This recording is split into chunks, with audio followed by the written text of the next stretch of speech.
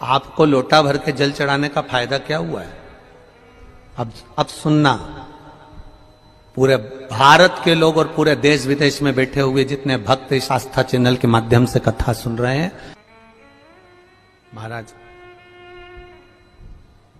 भगवान का एक नाम है भिक्षुवर, और भिक्षुवर अवतार की कथा कल चल रही थी। भगवान शंकर जब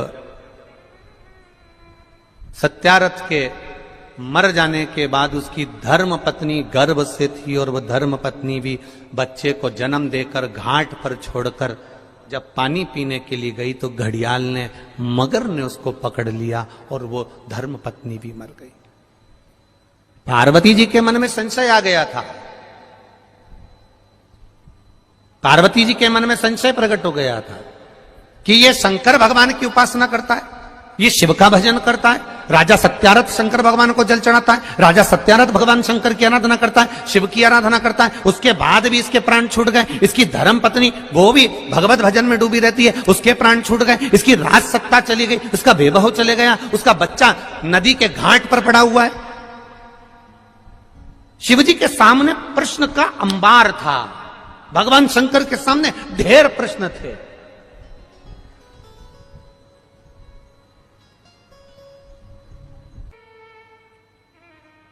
शिव का जो भक्त होता है वो विश्वास पर जीता है, भरोसे पर, दृढ़ता पर जीता है। दुनिया कुछ भी कहे, वो अपनी भरोसा, अपनी दृढ़ता शंकर के चरणों में रखता है, शिव के चरण।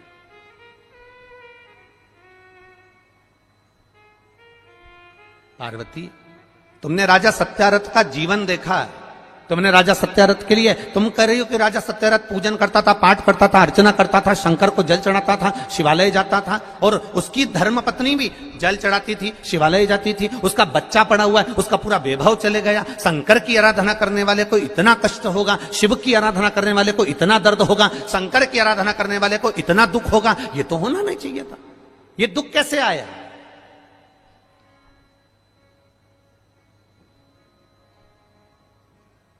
ये कष्ट कैसे आया? ये तकलीफ कैसे आई?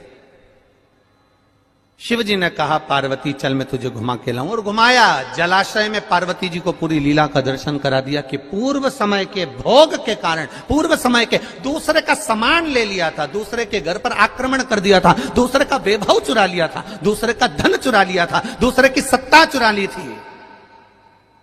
इसलिए इस जन्म में भले मेरा भजन करा इसने, मुझ पर जल चढ़ाया इसने, मेरी आराधना करी इसने, पर पूर्व कर्म का भोग तो भोगना पड़ेगा। हम पहले भी कथा में कहे, तुम वेद पुराण को मानो ना मानो,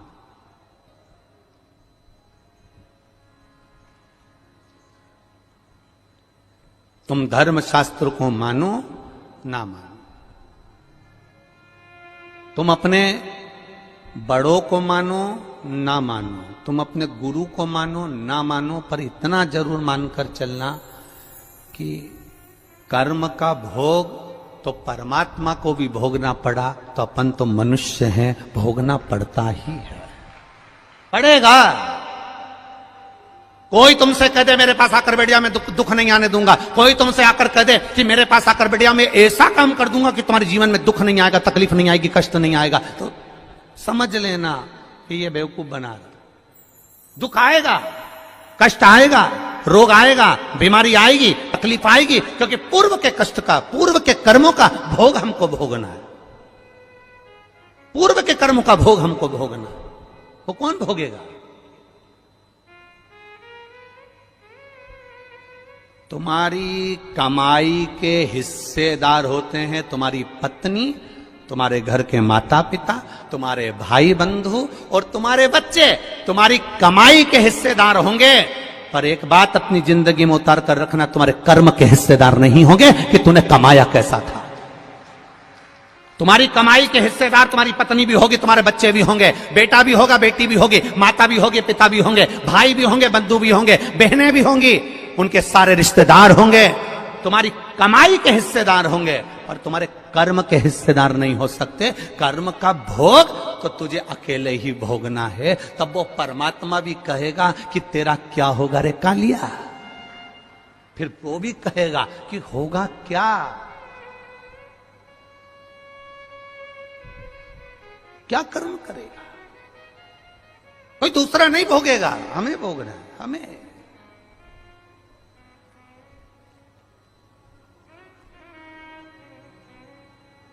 महाराज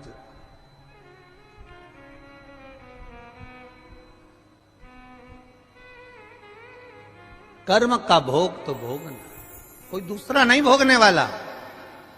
पार्वती सत्यरथ को कर्म का भोग भोगना था। पूर्व में इसका वैभव इसने दूसरे का चुराया था, इसलिए आज इसका वैभव चले गया। पूर्व में इसने जो कर्म किया था उसके कारण इसका ये कर्म चले गए।